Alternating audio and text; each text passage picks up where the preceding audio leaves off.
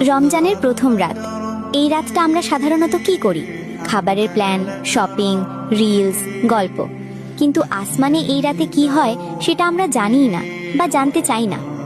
রাসূলুল্লাহ সাল্লাল্লাহু আলাইহি ওয়াসাল্লাম আমাদেরকে জানিয়েছেন, যখন রমজানের প্রথম রাত আসে তখন আরশের তলদেশ থেকে একটি সুমধুর বাতাস বইতে থাকে, আর সেই বাতাসের স্পর্শে জান্নাতের পাতা পল্লব নড়ে ওঠে, দরজার কড়াগুলো কেঁপে ওঠে, যেন জান্নাত নিজেই জানান দেয় রমজান এসে গেছে।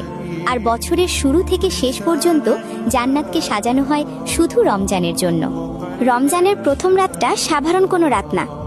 সহিহ মুসনাদে আহমদ হাদিসে বর্ণিত, রাসূলুল্লাহ সাল্লাল্লাহু আলাইহি ওয়াসাল্লাম বলেছেন, রমজানের রাতে আল্লাহ তাআলা একটি বড় গোত্রের সব ভেড়া ছাগলের লোমের সংখ্যার সমপরিমাণ অসংখ্য বান্দাকে ক্ষমা করে দেন।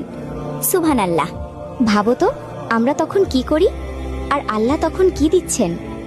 এই রাত থেকেই আল্লাহ ডাক দিতে শুরু করেন, কেউ আছো ক্ষমা চাইবার? আমি তোমাকে ক্ষমা করে দেব। কেউ আছো কিছু চাইবার?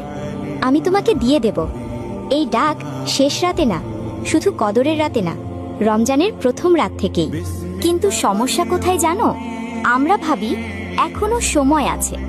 এই সময় আছে কথাটাই আমাদের সবচেয়ে বড় ক্ষতি। হয়তো এই রমজানটাই আমাদের জীবনের শেষ রমজান, কিন্তু আল্লাহ প্রথম রাতেই ক্ষমা দেওয়ার দরজা খুলে রেখেছেন। এই রাতটা ঘুমিয়ে নষ্ট করার জন্য না, এই রাতটা আল্লাহর দিকে এক কদম হাঁটার জন্য।